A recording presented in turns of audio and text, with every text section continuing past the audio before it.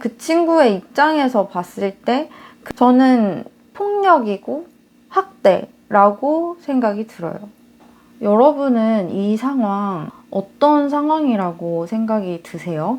강아지를 누가 계속 성질을 돋구더라고요. 그러니까 얘는 도망가고 싶어 하는데 계속 쫓아오면서 승질을 돋구는 거죠. 그래서 이제 얘가 으르렁거렸어요. 그러니까 이 사람이 갑자기 제 강아지의 목줄을 잡고 공중으로 들어 올렸어요. 그래서 얘가 똥 싸고 오줌 싸고 소리 엄청 지르고 막 당연히 물려고 하겠죠. 그러니까 이제는 바닥에 이렇게 눌러가지고 애를 이제 못 움직이게 제압을 완전히 했는데 발버둥을 치다가 나중에는 입에서 피가 나더라고요. 안녕하세요, 여러분. 제가 진짜 재밌는 얘기를 하나 해드릴게요. 똑같은 장면에다가 프레임을 어떻게 씌우느냐에 따라서 그 개는 그런 일을 겪어야 마땅한 개가 돼버리기도 해요. 그 프레임이 뭐냐 하면은 우리가 흔히 훈련, 훈육, 교육이라고 말하는 프레임인 거죠. 강아지가 엄청나게 고통스러워하고 신체적인 상해를 입고 똥오줌을 지릴 정도로 두려움에 떨고 이제 나중에는 완전히 제압을 당해서 더 이상 자기가 발버둥 쳐도 어떻게 빠져나갈 수가 없다라는 그 무력감에 아무것도 하지 못하고 숨을 가쁘게 몰아쉬면서 이렇게 하고 있는 상태를 우리는 그 프레임을 갖다 씌우면 강아지가 그렇게 고통받고 피가 나는 지경에 이르러도 괜찮아 해요. 저는 이게 너무 이상하다는 생각이 들었어요. 이 상황이 마치 이 개가 보호자와 함께 살려면 꼭 겪어야만 하는 그런 상황처럼 이렇게 아름답게 포장이 되는 상황이 저는 되게 불편했거든요. 솔직히 말씀드리면 제 입장에서는 제 개인적인 의견입니다. 그 목적이 무엇이 되었던 간에 그 친구의 입장에서 봤을 때 그 과정이 도대체 뭘로 느껴졌을까? 저는 폭력이고 학대라고 생각이 들어요.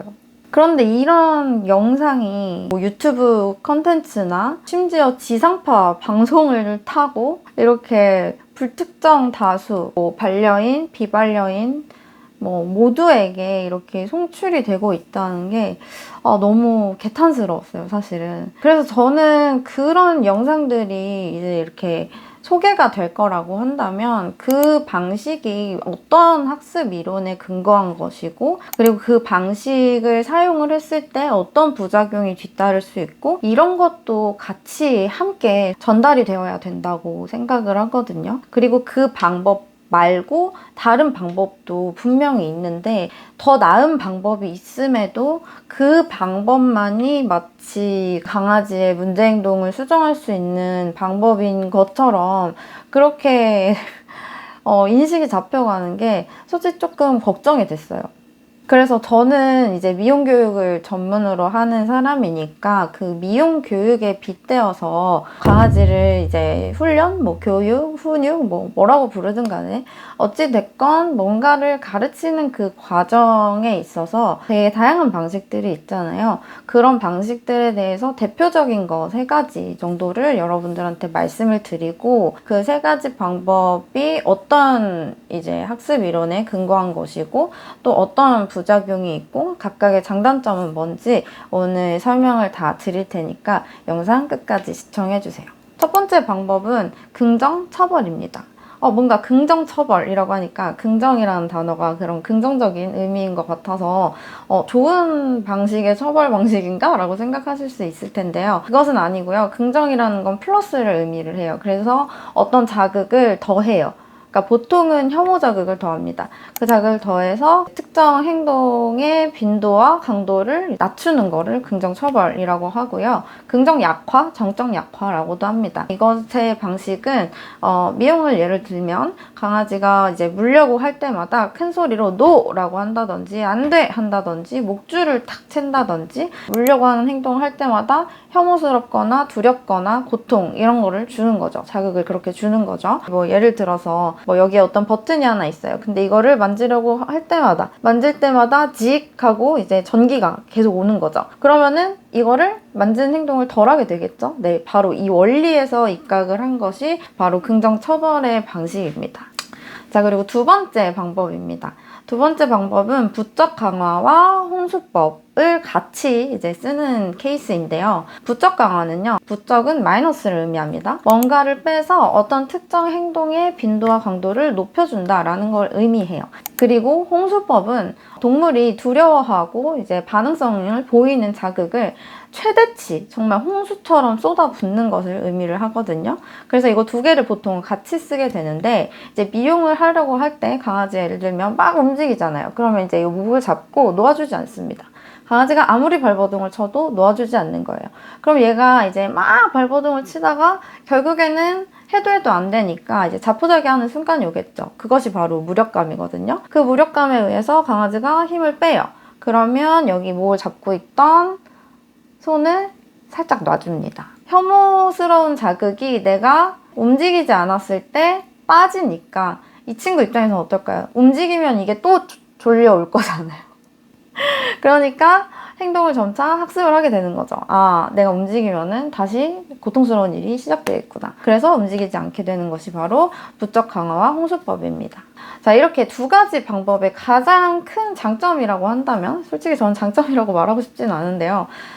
일단은 행동이 빨리 수정된 것처럼 보여집니다. 마치 교육이 다 돼가지고 강아지가 미용을 받아들인 것처럼 보여집니다. 강아지들이 제 아무리 힘이 세고 발버둥 친다고 해도 사람의 이 물리력 앞에서 굴복하는 거는 30분 이내면 솔직히 끝나고요. 이런 조그만한 말티즈나 뭐 푸들 이런 친구들은 2, 3분이면은 그냥 포기하게 됩니다. 그래서 이런 방법을 이제 많이들 사용을 하는 게 뭐 훈육 미용이나 아니면 그 아까 제가 TV 프로그램에서 말씀드렸던 그런 방식인 거죠. 그런데 문제는 여기에 부작용이 있다는 거예요. 무서워서 생긴 행동 문제를 두려움으로 다시 굴복시키는 과정인 거예요. 그러면 결국엔 이 행동 문제의 가장 그 기저에 깔려있는 감정 자체는 변한 게 아니잖아요. 오히려 더 무서워졌으면 무서워졌겠죠. 그렇기 때문에 근본적인 원인 해결이 안 됐어요. 그래서 나중에 언제 다시 또 터지게 될지 몰라요. 그 공격성과 관련한 가장 근본적인 감정은 분노거든요. 좌절감과 분노입니다. 근데 이 친구들이 결국에는 굴복당했잖아요. 어떤 외력에 의해서. 그러면은 거기에서 오는 감정은 좌절감과 분노입니다.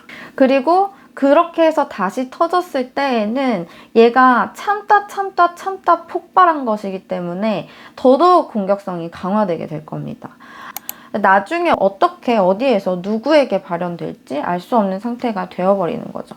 그리고 두 번째 부작용은 제가 아까 말씀드렸잖아요. 이게 프레임을 씌우면은 마치 훈련인데 이 프레임이 딱 벗겨지는 순간 이건 동물 학대란 말이에요. 그러니까 이 처벌의 수준이 어디까지 과연 높아질 거냐. 되게 윤리적인 문제에 봉착을 하게 됩니다. 우리 내성이 생긴다고 하잖아요. 그러니까 처음에는 톡 요 정도. 그냥 이렇게 톡 줄을 당긴 정도에서 문제 행동을 멈춰요. 그런데 이 나중에는 톡 정도로는 안 돼요. 그럼 점점 처벌의 수위가 높아지겠죠. 그랬을 때 과연 이 친구들을 어떻게까지 처벌을 할 건가?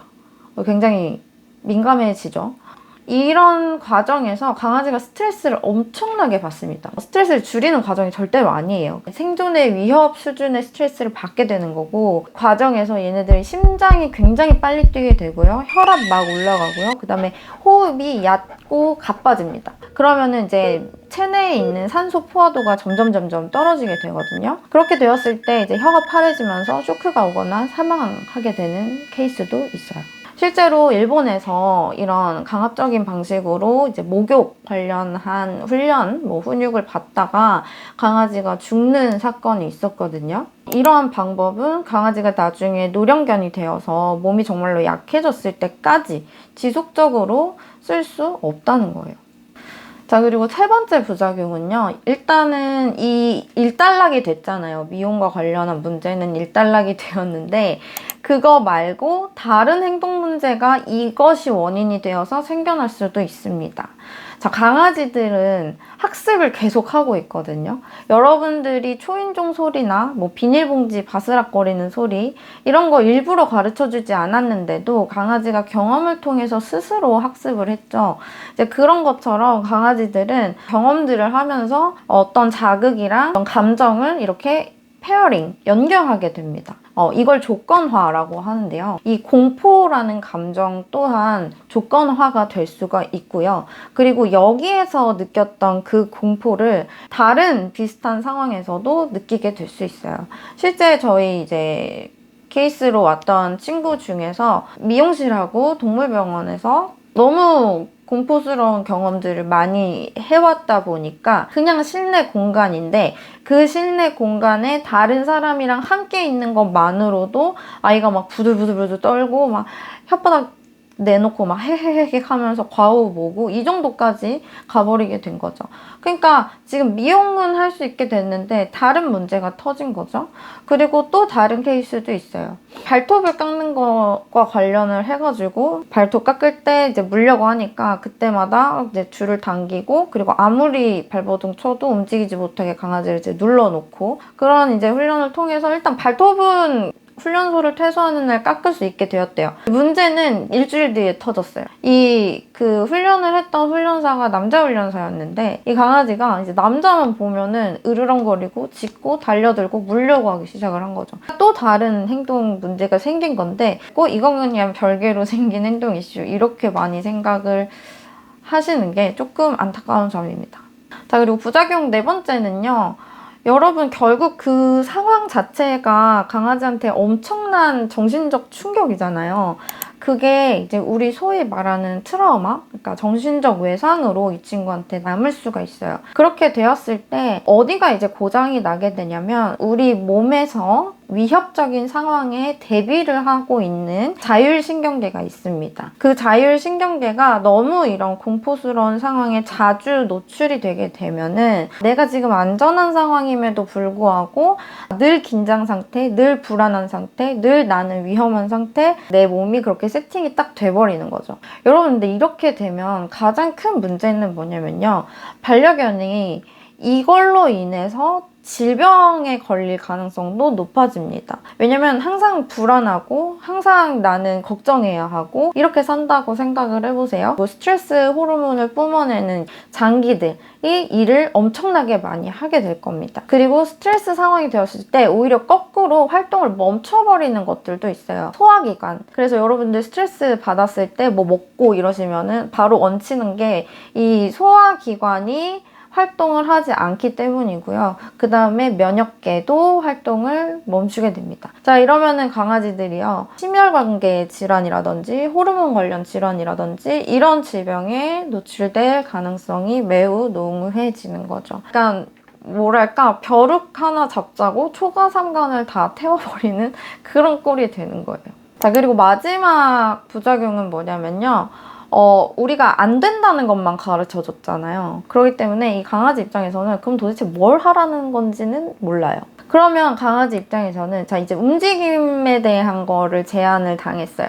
그러면은 그럼 움직이는 거는 안 되는구나. 그럼 앞으로는 물어야겠다. 이렇게 또 돼버릴 수도 있는 거거든요.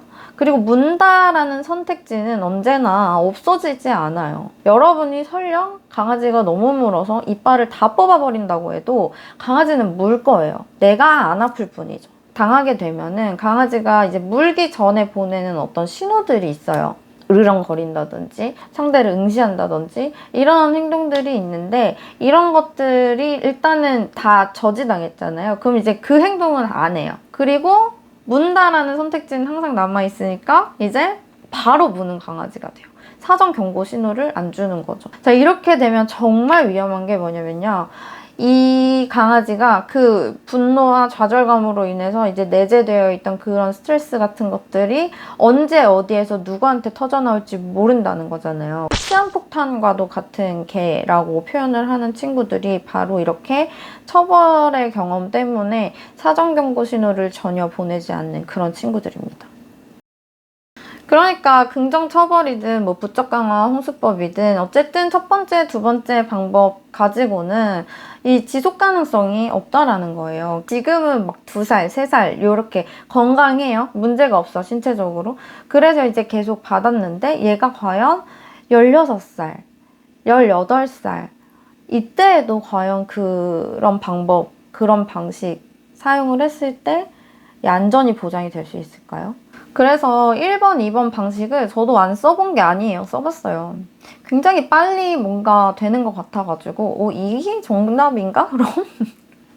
이렇게 생각을 했었는데 뒤에 이제 일어나는 일들이 저한테는 썩 이게 교육이라는 느낌이 들지 않았어요. 모른지 이게 교육이라고 함은 이게 학습자가 더 나은 삶, 더 나은 삶을 살 수 있도록 도와줘야 되는 건데 얘네들이 그렇게 줄 채고 꽝 소리 내고 안 돼! 막 이렇게 하면 할수록 나를 두려워하고 그 다음에 이제 목줄만 봐도 이제는 으르렁거리기 시작을 하고 이러는 걸 보면서 이거 뭔가 방향성이 잘못 잡힌 것 같은데? 라는 생각을 하게 된 거죠. 자, 그래서 이제 문제행동 수정하는 세 번째 방법은요. 긍정 강화와 체계적 둔감화라는 방법입니다. 긍정 강화는 어떤 특정 자극을 더해서 특정 행동의 빈도와 강도를 높인다라는 그냥 학습 이론이에요. 뭐 그게 막 인도적이고 윤리적이고 그런 가치 판단이 들어있지 않은 그냥 과학적 사실입니다. 다만 그 긍정 강화 방식이 단순히 그 이론만 사용을 하는 것이 아니라 그 교육 방식에 어떤 철학이 있어요. 이 동물을 대하는 방식에 있어서 굉장히 윤리적이고 인도적인 방식, 그것이 과학적 사실에 기반한 것일 때 긍정 강화 방식을 채택하는 많은 트레이너들이 절학으로 삼고 있는데요. 강아지가 이제 뭐 빗질을 싫어한다고 가정을 해볼게요. 그러면은 빗을 걔가 물 정도로 막 빗질을 하고 이 무는 행동을 못하게 안 돼 이렇게 하는 게 아니라 얘가 성공할 수 있는 수준으로 빗 자극을 주는 거예요. 예를 들면 살짝 보여줘요. 그럼 강아지가 이게 원래 나한테 와서 여기까지 왔을 때는 이렇게 했는데 한 이 정도쯤 오니까 괜찮은 거야. 그러면은 이걸 그냥 쳐다만 봤어요. 그러면은 옳지 하고 보상을 해주는 거죠. 얘가 계속 성공 할 수 있는 기회를 많이 만들어주고 가까워져도 반응성이 나오지 않도록, 왜냐면은 감정이 바뀔 거잖아요. 이 빛이 괜찮은 거였구나, 무섭지 않은 거였네, 이렇게 또 느끼게 될 거기 때문에 근본적인 원인인 감정, 그것을 이제 바꿔줄 수 있는 교육이 되는 거죠. 근데 이 방식 같은 경우에는 무조건 학습자인 강아지의 속도에 맞춰야 하거든요.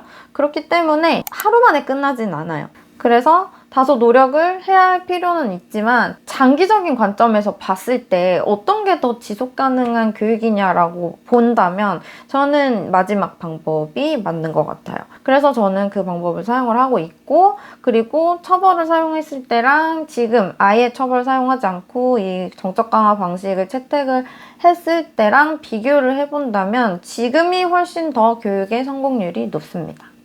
자, 그리고 진짜 여러분들이 유념을 하셔야 될 게 뭐냐면요. 반려견의 문제 행동은 단순히 어떤 교육으로만 해결되지 않는 문제들도 있어요. 그러니까 강아지가 병리학적 문제를 가지고 있는 거죠. 그래서 저랑 상담했던 어떤 친구는 이 측두역 옆쪽에서 이제 부분 발작이 있는 친구였거든요. 근데 그런 친구를 만약에 서열로 그냥 퉁 쳐가지고 강압적으로 아이를 누른다고 해서 여기가 나아지는 게 아니잖아요.